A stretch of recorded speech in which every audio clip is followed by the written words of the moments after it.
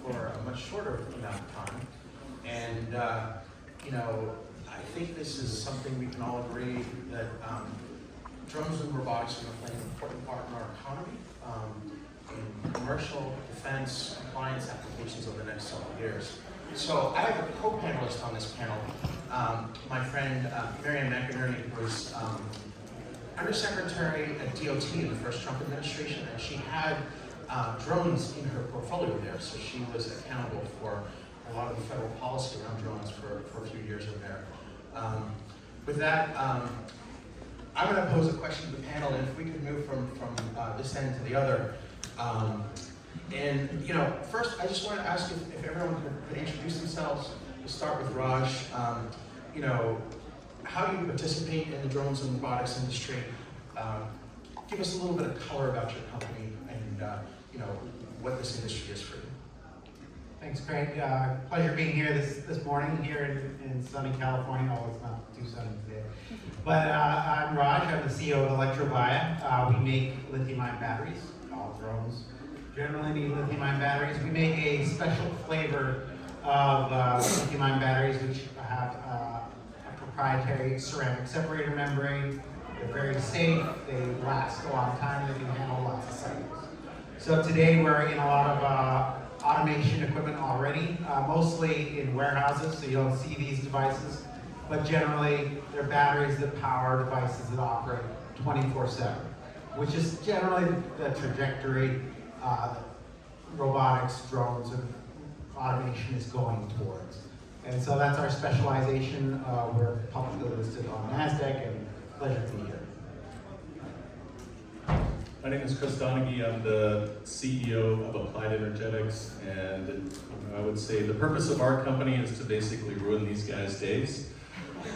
So we are building a directed energy system based on an ultra-short pulse laser that is specifically being built right now to counter drone technologies. So you're gonna hear a lot on this panel about scaling drone production, particularly in a battlefield environment. My job is to scale counter drone technology to be able to defeat them as quickly as possible, and we do that through the use of an ultra-short pulse laser, which is a very small form factor. It's about the size of 2 shoe boxes, weighs less than 60 pounds, and the laser uses the same amount of energy from the wall as a garage door opener.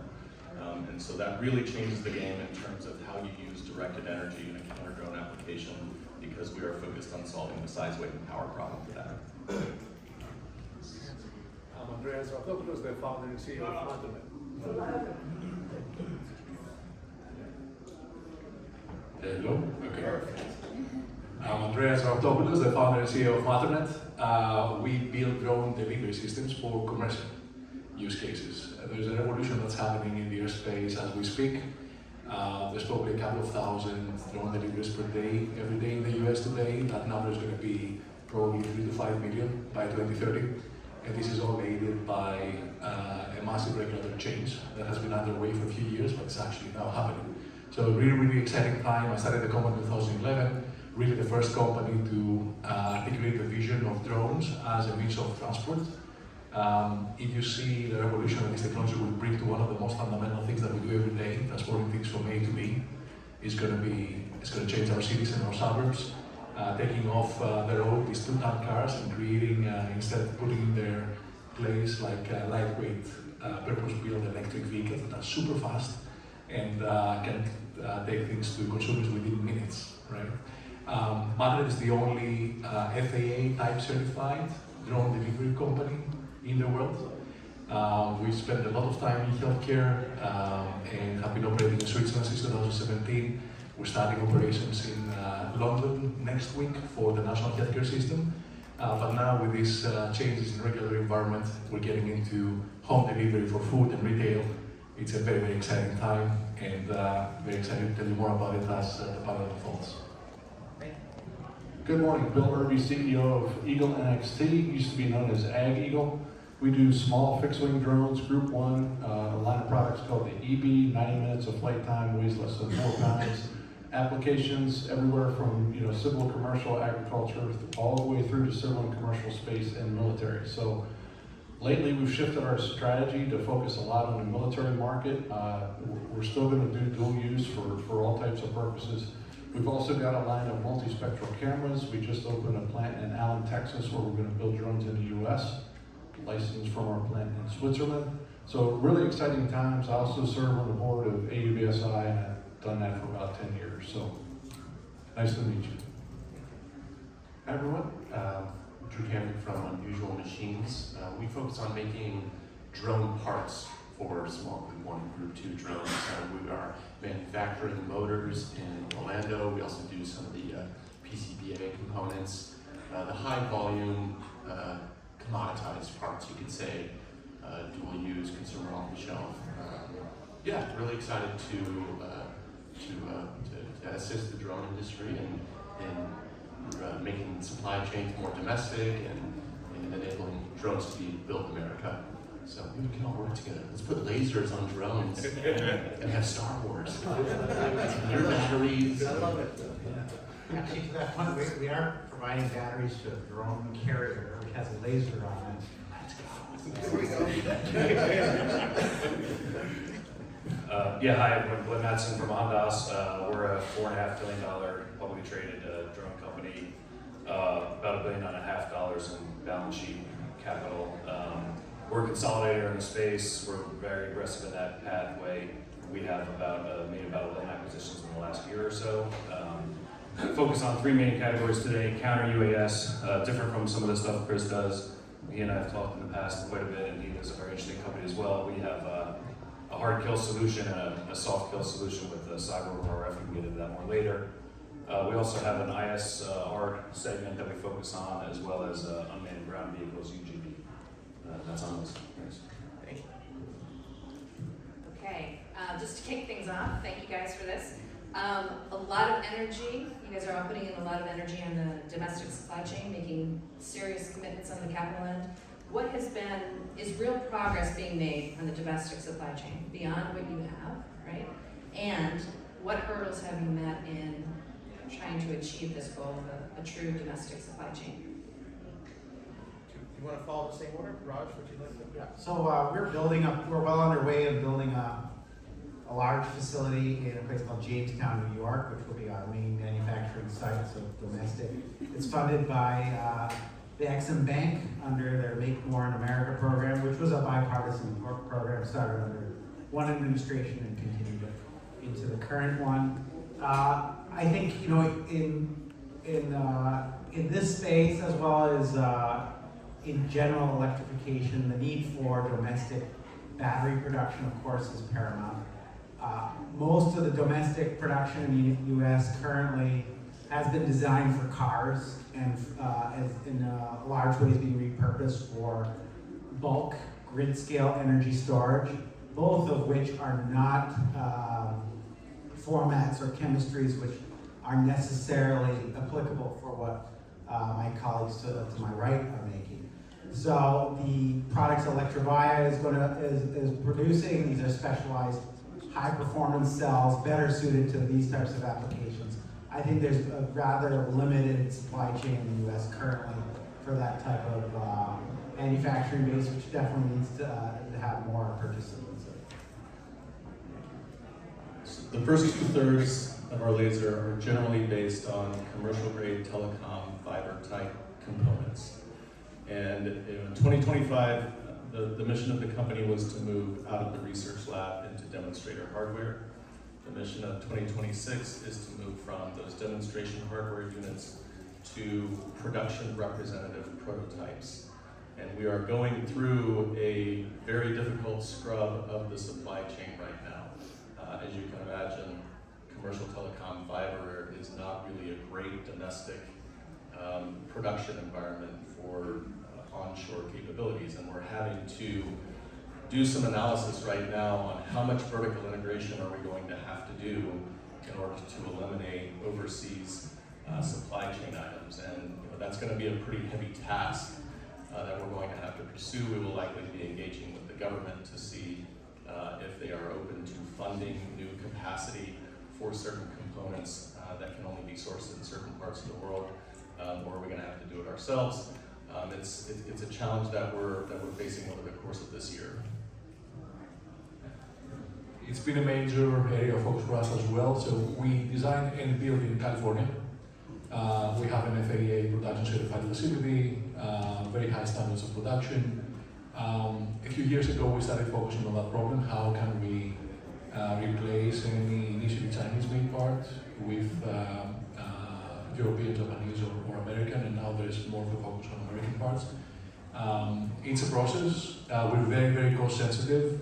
We're really focused on cost of operations per hour, that translates into cost per delivery, because we want to create a service that's really accessible to millions and millions of people. Cost is extremely important. I don't think the supply chain is quite clear on all respects. We are working with partners to be able to get there. And of course, we're hoping it's going to give us a distinct advantage to be able to control quality and also cost as we develop these partnerships further.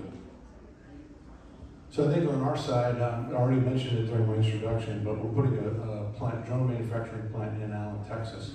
Interestingly enough, we were talking about that and starting to build that strategy before the drone dominance program came in and before the mandate to build in the US. So timing works out very well for a lot of things. The biggest challenges we've had is on battery technology, small electric motors, and integrated circuits. Obviously, China is a huge supplier in those particular markets. So those have been somewhat challenging, but we're very active in the process of finding a U.S. supply chain for all those items. The other thing that was interesting is when all the tariffs came into effect, that was also a big challenge for us to navigate how that impacted our supply chain, because my primary drone plant is in Switzerland. So we were buying parts from all over the world, importing the drones from Switzerland, and we sell all over the world. But bringing those into the U.S. Caused some unique challenges. And as the tariffs were changing week by week, you can just imagine how much work goes into figuring that out. That's all. So we look at it in terms of slices, and where we fit in as Unusual Machines is at the drone component level. So I'm really excited to hear about the work that you guys are doing, setting drone manufacturing up in the United States. It's no easy task, and how we would like to support companies such as yours would be providing the parts. So if you're looking for motors, let's have a chat. Do you have a contract with? Is there a contract in your pocket? No. So the challenge that we're faced with is we're dependent on them materials and where do they come from, right? Magnets. The U.S. does not seem to yet have a source for magnets, so we're still relying on global sourcing for a lot of the raw materials. And I think that would be kind of the next generation of this effort as a country that we need to look at. I think right now we're focused on setting up the component manufacturing, and if we can do a good job of that, then as some of the material production, whether it's cells or magnets or CNC aluminum, as that becomes viable to source in the United States, we'll have the capability built up so we can backfill. I think you can fall on your face by trying to do everything all at once. If you're going to make motors, it's everything down to the steel has to be mined in the U.S. You have to start somewhere, take a slice, focus on where you fit into that supply chain ecosystem, and work up and down the total supply chain. So yeah, I'd love to talk to you about our motor solution, and love to talk to you about cell production, because we're looking at battery pack manufacturing is something that we might take on, and where are we going to get cells from in that case, right? Supply chain is a serious issue. It's one that we focus a lot of time on.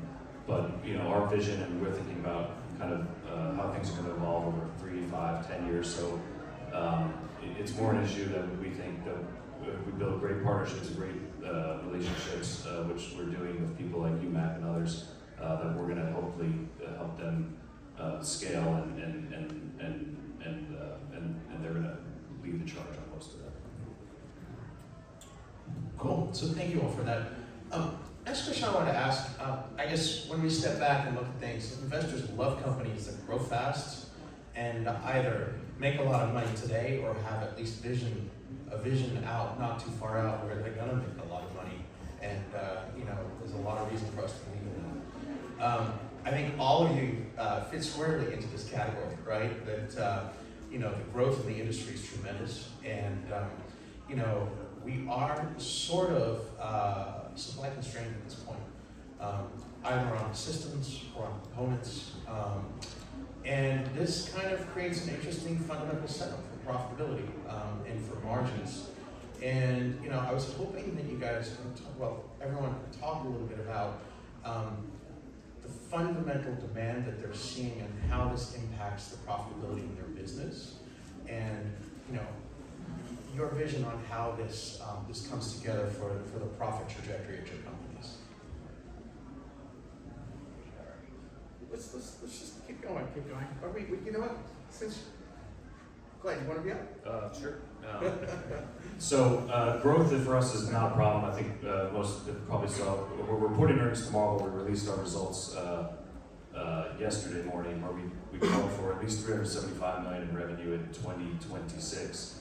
That was up from, I believe, $50 million in 2024 and $7 million in 2020. 50 million in 2025 and 7 million in 2024. So we're on a real hockey stick growth curve. A lot of that, as I said, we are consolidated in the space, but there's a lot of core growth in that as well. Counter UAS, we mentioned, is a really hot space right now. It's about 45% of our sales. As I mentioned, we have two products in there. They can work independently or as part of a layered solution. One is a kind of a hard kill. There's two types of hard kill. There's kinetic hard kill, and then there's soft hard kill. We have soft hard kill that's a net capture drone solution. And then we have this cyber over RF, where we can hack a drone if it enters your airspace and fly it to a safe, previously determined location. Demand for that, as you can imagine, is extremely robust. We're going to need counter drone technology basically everywhere. Sports stadiums, data centers. You're seeing in the current conflict, they're going after those kind of assets, data centers, water desalination plants, any type of critical infrastructure, theme parks. I mean, anywhere people gather, you're going to need counter drone. And so that's a significant growth driver for us. We're moving aggressively to consolidate an industry that we think is highly fragmented and needs scale for many reasons, both on the demand side, the buyers need scale because they need to work with large players, but from the supply side, some of the people on this panel, it's hard for them to work with 300 different companies all getting sporadic order flow. If we're one large person who they can build relationships with and plan supply for those, that's a benefit to both sides of the industry, basically. We have similar demand profiles in our other two categories, and we're adding to those portfolios as well. But you know, certainly demand, and you mentioned profitability. On the profitability side, we have laid out a path to profitability. We'll get fully profitable on an adjusted EBITDA basis by Q1 2028, but we lay out some milestones along the way, which we'll talk about and reiterate tomorrow as we discuss earnings. So, more than being focused on being profitable at this time, we treat cash as precious and aim to be cash flow positive. But if we are profitable, that we look at that as we're not reinvesting as rapidly as we could or should. I think what you could take away from a lot of the notes that we're talking about is that the demand is extraordinary. We tend to look at it as virtually unlimited relative to where we are today. We started the work to turn our motor factory on 2 years ago. It came on this past November, and the requirements for US-made motors, for example, came faster and more significantly than even we had anticipated. So you look at like the one big government program that's kind of easy to follow, which is drone dominance. In 2027, they're going to procure 250,000 drones with the directive that they want to see all the components made in the US, so that's 1 million motors. We have to scale quickly. We have to reinvest. We have to add shifts, add buildings, create a bunch of jobs. That's probably the most exciting part, is that if you look at where we were at the beginning of 2025, we had one facility and 18 or 20 employees, and now we just crossed 140 across 5 different production facilities.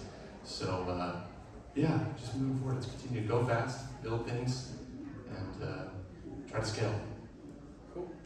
So on our side, we're a fairly small company, publicly traded, 10 to 15 million in revenue range. We haven't put out our 10K yet, so I won't give you any specifics for what we did in 2025. However, we're at an inflection point. We shifted the company from startup mode into more of a growth company mode.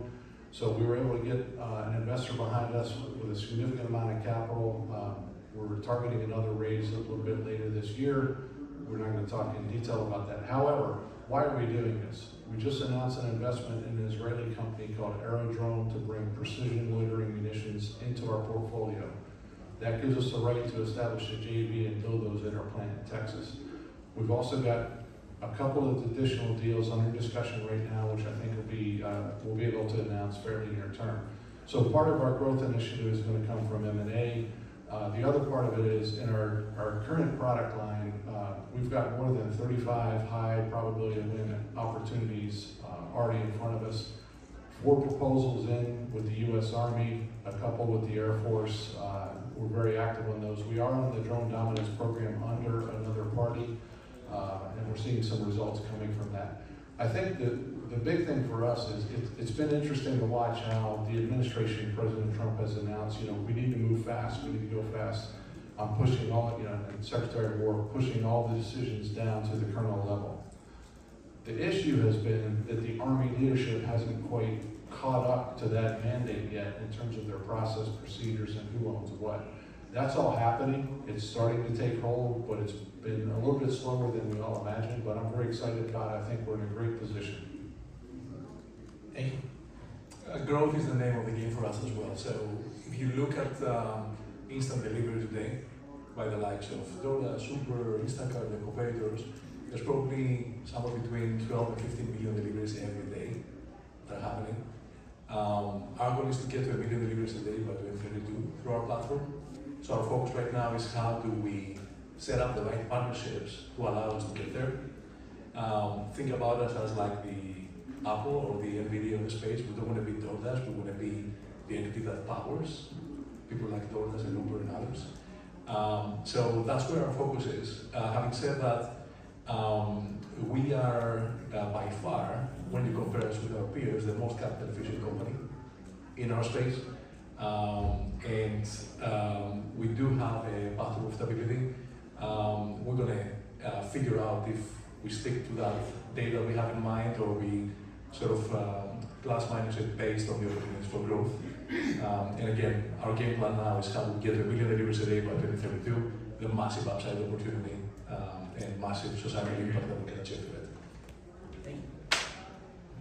So I talked a little bit about the size, weight, and power of the system that we are developing, and the nature of that size, weight, and power that we're going after allows the warfighter to now envision the use of a directed energy system in a proliferated architecture. So if you are defending an airbase, if you're defending a forward operating base, you can now envision using multiple layered and networked directed energy systems to defend that perimeter. And the watershed event for this was the Ukrainian Operation Spider's Web last year, where they launched 100 small drones to attack strategic Russian military bases and took out several $1 billion worth of strategic bombers. And they did that with a swarm of small FPV one-way suicide drones. The day after that attack, I got calls from 2 prime contractors. We got calls from potential customers basically saying, hey, if the Russians had had your system in place, would that attack have been as successful? And it's hard to do on a panel, but I've got some imagery that I can show you that would kind of lay out for you how this would work. But imagine that Russian airbase has a 13-kilometer perimeter. You put one of our tripod-based nodes every 1 kilometer along that perimeter, and you create an overlapping field of fire that creates a picket fence of protection around that base. So from a market opportunity perspective, if you wanted to do that with every domestic, well, I should add, there was almost a second watershed event a few weeks ago with the drone incursion at Barksdale Air Force Base, which is another strategic bomber site, where you had drones actually entering the airspace of the airbase, and there was no effector that could be used to bring those drones down. Now again, there was no material loss, there were no lives lost, but that is a pretty significant statement of where counter-drone technology sits today. If you have one of the most strategic bases in the United States is having drone incursions and every tool you're trying to pull the trigger on is not working, that's a bad sign. So if you wanted to defend every permanent military base in the United States, every permanent military base we have overseas, and every forward operating base that we have in the Middle East, Africa, and other places, it would be 20,000 units, 20,000 of our systems. That's a big number when your price point is in the very low single-digit millions. But even if you just focused on the top 20 most strategic bases where we're storing strategic bombers, nuclear warheads, nuclear submarines, things like that, and the forward operating bases, you're still well over 2,000 units. And our goal, at this stage in the company, we can say our goal is to drive as close to a 50% gross margin on that system as well, so that we have plenty of capacity, not just to generate profits, but also invest significantly in the R&D pipeline, because counter-drone is just one application of what you can use with this ultra-short pulse laser capability, and ultimately we need to go after those other applications as well. So I know there's lots of investors here probably, so if any of you have invested in a battery company, you'll know they're exceptionally good at burning cash.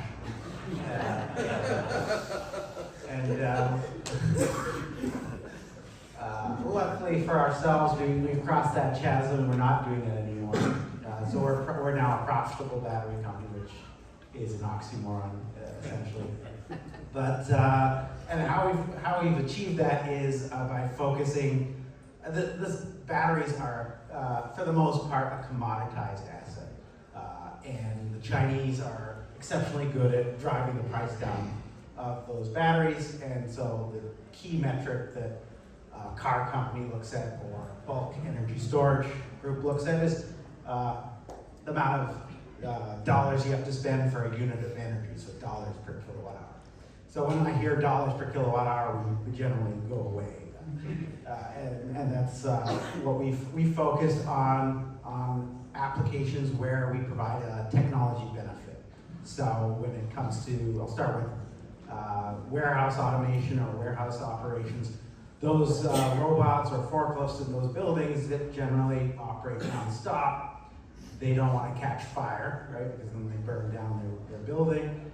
And they want to move as many pallets per hour as they can consistently, right? So the solution for the batteries is they want the best battery they can, which won't catch fire and operates consistently, and that's what we provide. And in exchange, they pay us a much healthier margin. Same thing on in defense applications. The defense applications we're in right now, they're focused on batteries that don't blow up either, right? That's not the one-way drones, they're quite happy to blow up, but the ones that go in submersibles or in your large defense vehicles, those are the types of applications we're after. Again, our goal is to get 30+% margins, which we've been doing consistently over the last 2 years. And that's driven us to about 30% growth rates with profitability now. Cool.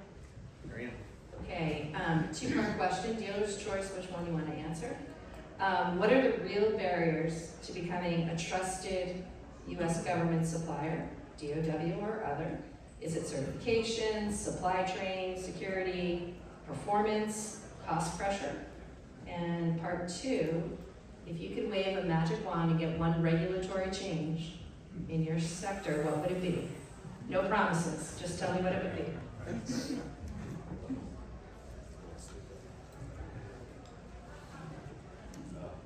You get to choose either one. Yeah, choose. Sorry, say it. Go through. You confused me with two now. Go ahead. You are a big OEM now.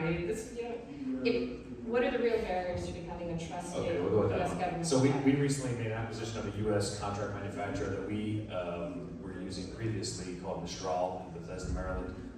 They are a existing prime, so that gives us a great entry into the U.S. DoD, and that will really propel, I think, and expand our U.S. business. As well, we have some certifications, Blue UAS certifications on our Optimus drone. So that's a process that takes some time, but one that we're happy that we've achieved, and I think, you know, crossing all those hurdles is a key to increase the sales for the USDOW. Good questions, good questions. I love a magic wand question. Oh, we gotta go with the magic wand question. As a component supplier, I think my mind first goes to the Blue framework, which is a list of parts that are approved for use on US made drones. So I guess I'd like to see more. There seems to be a desire to bring the cost of drones down. You can look at consumer grade components in drones, and the government, military, thinking that's price models that we want. And on the component side, as you have to think about how you comply with these different forms of certifications, these are all cost drivers. So if you look at, say you have a part on the Blue framework, and then one of your subcomponent suppliers phases out one of those subcomponents, you need to phase a new one in. Well, if this was a consumer grade product, you know, it's changing for part number, the function, form of the supplier, the country of origin, none of that changes. You just kind of roll that in quietly. You may or may not even up-rev it. But when you're trying to comply with a audited framework, you have to submit all that. And so it's this extra step where, you know, I'm trying to look at having this part with consumer levels of pricing and move as fast as you could in the consumer electronics space, but maybe feeling a little burdened by the steps that, you know, are required to stay compliant as you just have to upcycle things. I don't think that's unrecognized though. I think there is attention being put there, and I think everyone on the government side that's trying to move drones forward, they're all quite busy, so I understand, you know, why these things take time. But yeah, magic wand, let's go faster, right? So I guess the first part of your question, we look at all those certifications as just the cost of doing business. So no big issue. Let's think about, Part 107, Part 108 is coming. We've been part of the dialogue in that process, so we had our input. We know that's going to move forward. Things like ISO certification, other type of quality things are very important. It's just the cost of doing business. So I'm going to have fun with the second part of your question, though. I cannot think of waving a regulatory magic wand, but I'll put it this way. If there was any mandate to ensure that the export approval process could move faster, I think that would help enabling us to sell to our allies, right? And kind of boosting the relationship between the U.S. and our other allies, which kind of took a little bit of a step back recently. But I think, yeah, moving that process faster. If I could ask the president or whomever for a mandate, it would be that has to happen in less than 30 days. I'll also take the second, the part 2 question. Maybe a year ago, my answer would have been make 108 effective faster, but this is now happening. So that's amazing. So what would be my magic wand sort of move now? So I mentioned before, about 15 million deliveries every day are happening, instant deliveries, right? And this is a 2-ton car moving through the roads of a city or a suburb to get something really small, someone's meal, and take it to someone's home, right? These millions of journeys are generating traffic and pollution, right? And roads were not designed for that, they were really designed for allowing people to move efficiently. So my magic wand sort of move would be to think about drone delivery and the infrastructure that's needed as a national asset, and bring incentives to states and cities to create the charging infrastructure for drones to exist, give them incentives so this can be adopted faster, and we can relieve our roads and bring ourselves to a much more energy efficient state, in a state where our cities are way more livable than what they are today. Good answer. Our biggest obstacle over the last several years has just been visibility. Over the last 6 years, we've been focused on developing the architecture that goes into this laser. There's never been a laser built like this before. We've raised about $40 million to develop the capability that we have right now. And the most important thing we can do going forward is demonstrate to the government that this product is ready to go through a product development and productization process. And what that means practically is the government measures technology maturity using a system called the technology readiness level. And this current administration is not interested in helping you if you are a TRL 2, 3, or 4 system. They are essentially outsourcing TRL 2, 3, and 4 to venture capital, and they want you to show up with a TRL 5 system. And that is backed up by the data. The budgets for the early stage research is only about $10 billion, and that number's been coming down 20% a year. Conversely, at TRL 5, the more advanced R&D portions of the budget, those numbers have been going up, and there's somewhere close to $120 billion of funding to help companies move from TRL 5 to TRL 7 to TRL 9, where TRL 9 is a system that is deployed on platforms on a regular basis. It's an operational system. So our goal has been to develop a TRL 5 system, and that basically means taking our laser into an outdoor environment and testing it at relevant ranges, which we've been doing for the last couple of months or so. So we're kind of at that inflection point where the visibility situation for us is going to change because the technology has reached a maturity level that will now allow us to tap into much deeper pools of customer funding to help accelerate this into a product. And the one regulatory change, the rules around how you use lasers. And it doesn't matter if it's domestically or overseas, the rules of engagement for directed energy weapon systems are not written, they have not been defined. The demand appears to be high. We want lasers, we want lasers, we want lasers, but don't fire it here. Don't fire it in El Paso. You're way too close to the airport. So I know there could be threats coming over the border, but there's also potentially an airplane within the nearest 10 miles, and so don't fire your laser. So we have to get that worked out. We have to deconflict the airspace with the threat space, and we have to define what is going to be the set of conditions that need to be achieved in order to release the fire of this weapon to the user. That's going to be a fun battle.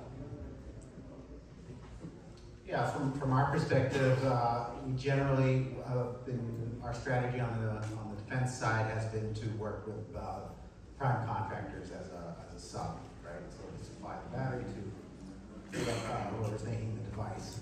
And so as a result of it's a little more simplified in that sense. You don't have to do direct DOW procurements. With regards to the magic wand, my take of it is the battery space is a strategic manufacturing asset, and it needs government attention, and it has been getting that. I think it's more or less a bipartisan view that battery production in the U.S. is extremely important, and supply chains need to be de-risked, especially from China. In terms of where I think further improvement probably could take place is, as others have said, these are complicated. Batteries are complicated. The supply chains are extensive and diverse, and if you remove China from it, you can't do it all domestically. So you need to have a good friend shoring system, and some of that could be improved. Thank you. So I think we have time for a couple questions from the audience. First one, I'll restate it for the group. Sure. So with all these drones, automated robotics, and batteries out there, what's your charging strategy and what's your grid impact? So charging strategy and grid impact. Raj, you're probably the best one. So charging impact. So So for manufacturing, I'll start with that. Manufacturing-wise, battery production uses a lot of energy. We have a direct relationship with the New York Power Authority, so that's Niagara Falls. We get exceptionally cheap electricity. We should make bitcoins instead of batteries. But in terms of where batteries are being used to support the big change on the grid side is data centers. It's not anything else. And data centers are exceptionally energy hungry. The next gen data centers are going to require the variability in loads is massive, right? So power generation likes to have steady power output, and data centers have these huge spikes and troughs. And so the batteries are going to be needed for stabilizing seconds to minutes, even hours. Our focus as Electrovaya is seconds to minutes, where you can charge more money for. And because they're safe batteries, we can park them right into these types of sites. On electric vehicle charging, I think that's relatively well understood. I'll let my colleagues talk about drones. I have a quick comment perhaps as a follow-up. So when you think about drone delivery, charging infrastructure is equivalent to level 2 for fast charging. And we're actually going to be relieving the grid, right? Because we're way more energy efficient than a 2-type car moving across the road. So that's another benefit of drone delivery as it scales. Yeah, for us, our drone's fairly small. Like I said, Group 1, 90-minute flight time. The battery charging is not a huge challenge for us. We just take normal commercial sources or military. Oh, I don't think I have too much more to add other than, yeah, I agree with their points that, especially for the size category that we work in, demand for charging these small batteries is going to be much less than an electric car or data center. And I like thinking about it the way it was explained, that can actually offset, that charging a drone versus a large vehicle could actually move in the other direction. Agree with the last two, Drew and Bill, but one just interesting aspect of our Optimus drone is it's a autonomous drone in a box solution, and it'll fly off on its mission, return to its base when the battery starts to run low, park itself with a robotic arm swappable battery ready to be charged, and swaps that new battery and goes back on its mission. So it's, if you have a couple of those operating at the same time, you can just have kind of constant surveillance of an area. Thank you. Excellent. Wait, gentleman over there. Yes. Hi, I love this stuff. The Jetsons was my favorite cartoon. And here you're bringing us into that age. So maybe you can leave us with a little hope. You're talking about drone dominance. How are we going to win the race to drone dominance? Give us a little hope here, because right now I'm feeling a little depressed. All right, I love that one. So just to repeat it for the webcast. We all love George Jetson, right? And drone dominance is a government initiative, purchasing program that's got some ambition. How do we win, right? And I'll pass the mic to whoever wants to respond. I think Bill wants to go first. I tried to jump in. I was excited about that question. It is going to happen, right? And what's happened is drone dominance and all the initiatives from the government have caught the attention of investors. Investors understand it, are behind it. We're doing a lot of innovative things to make things move faster. We just need the orders to come behind that, right, from the government. But I think there's a lot of hope. It's the right initiative to make the whole process move quicker and to build the U.S. supply chain. So there's a lot of goodness.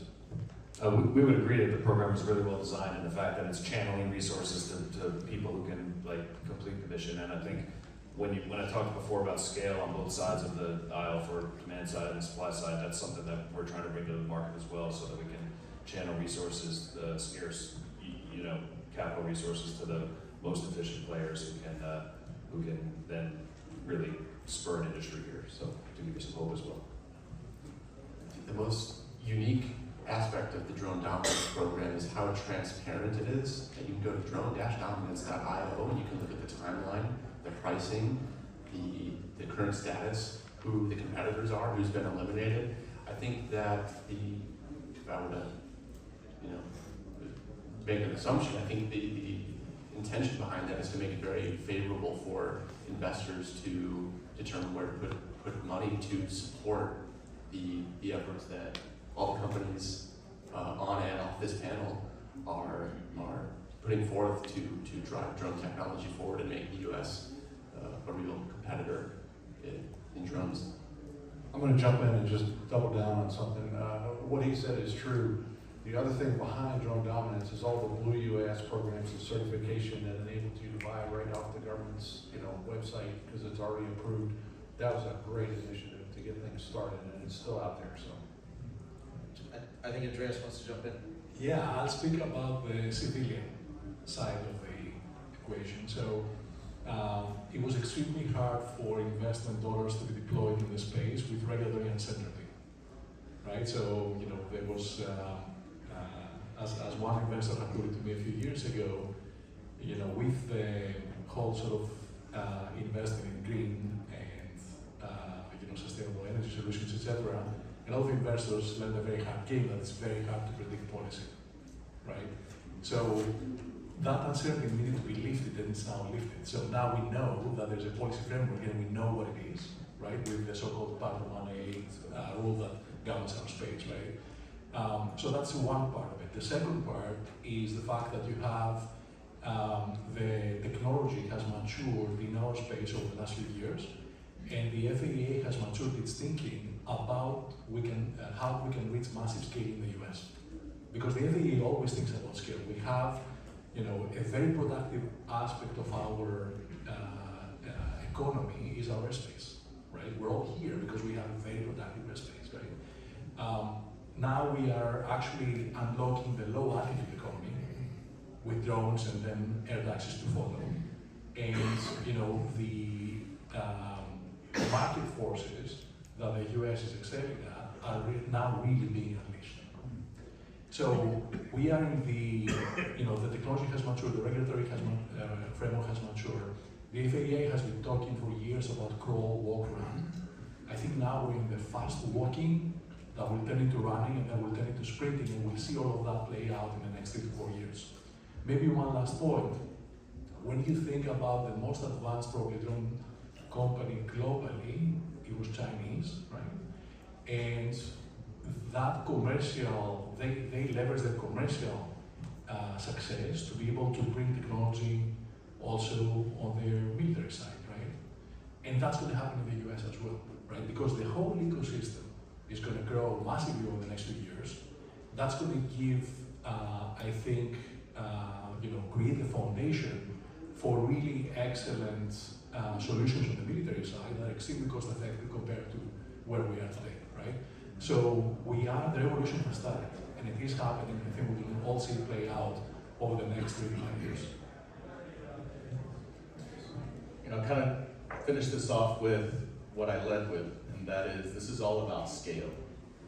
Scale is the critical element to this. The Ukrainians produced 3.5 million drones last year.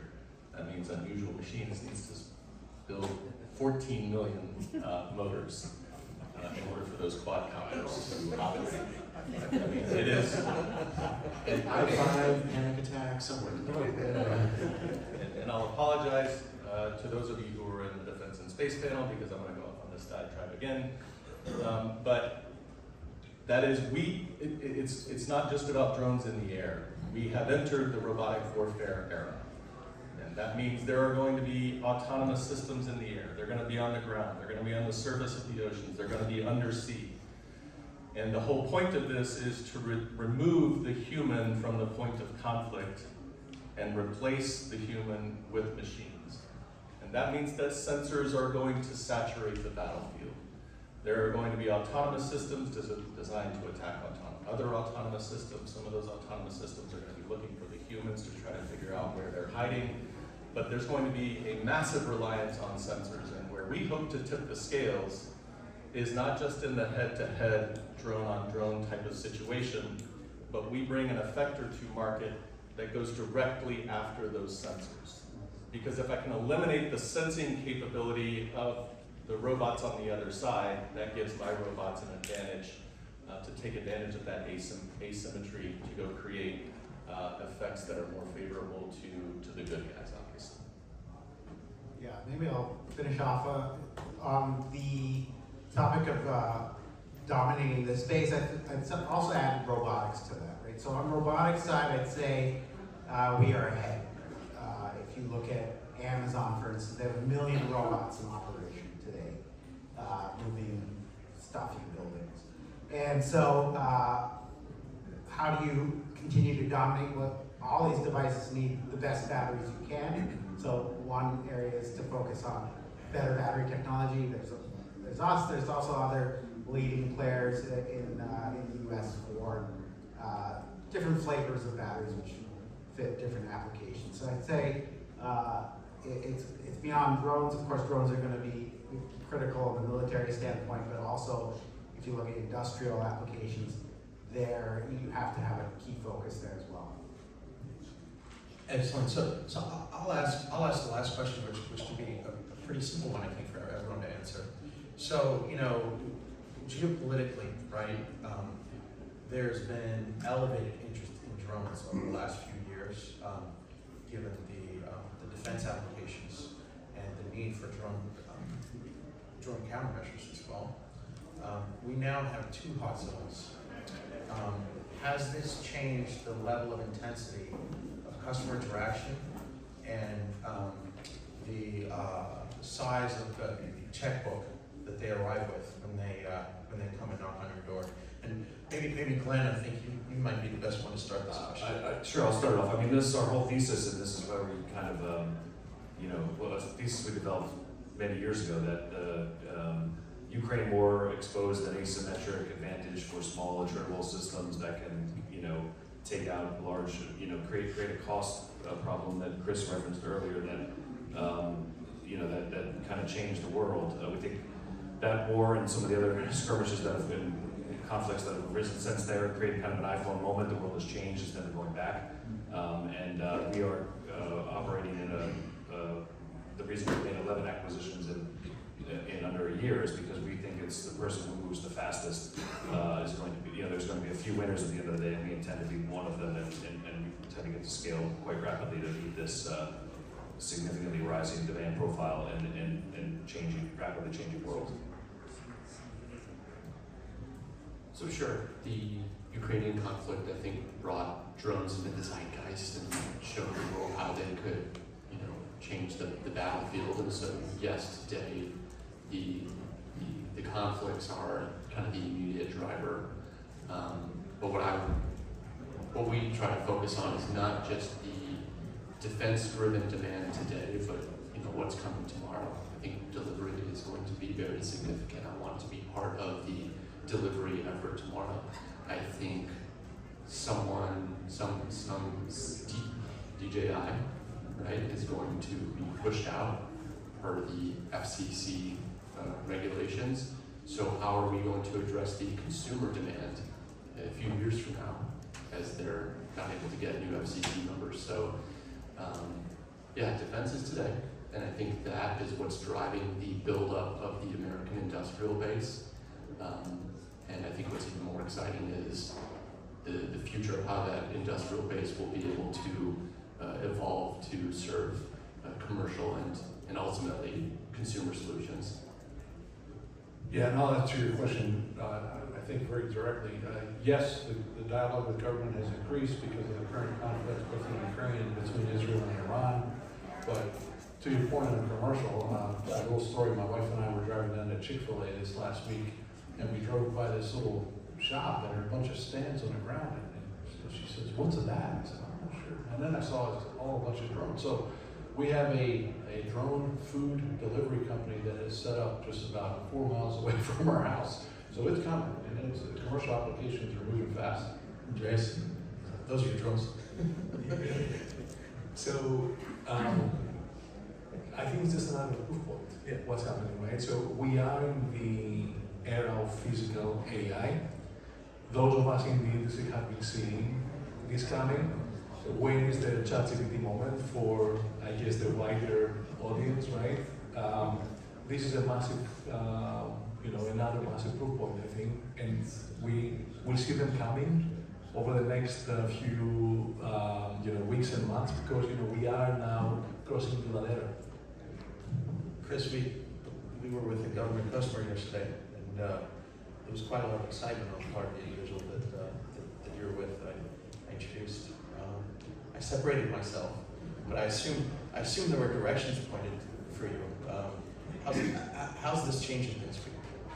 Yeah, so again, with the increased visibility, the number of engagements that we have across the community are really starting to ramp up. The business development pipeline is coming together, and more importantly, we now have tools in the form of artifacts and data and videos and imagery of what this system can do at range. And the second part around the government motivation here is all about preparation.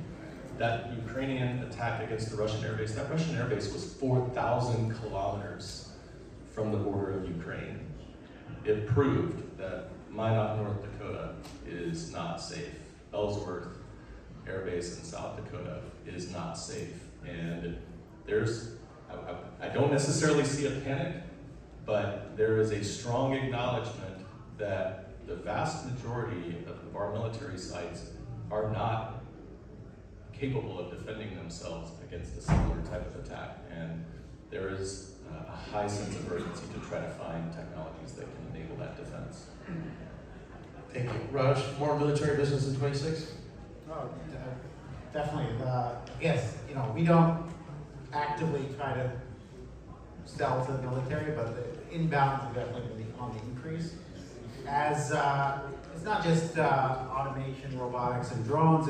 It's all these military vehicles are having more and more electronics on board. They need to turn off their engines to be quiet, to reduce signatures, things like that. The level of automation, especially underwater devices, is rapidly increasing. There's an element of electrification in all this, and of course, when you're powering these sensitive devices, you need that domestic manufacturing, domestic supply chain to support it. Fantastic. Well, thank you everybody in the audience for joining us. Thank you to everyone on the panel.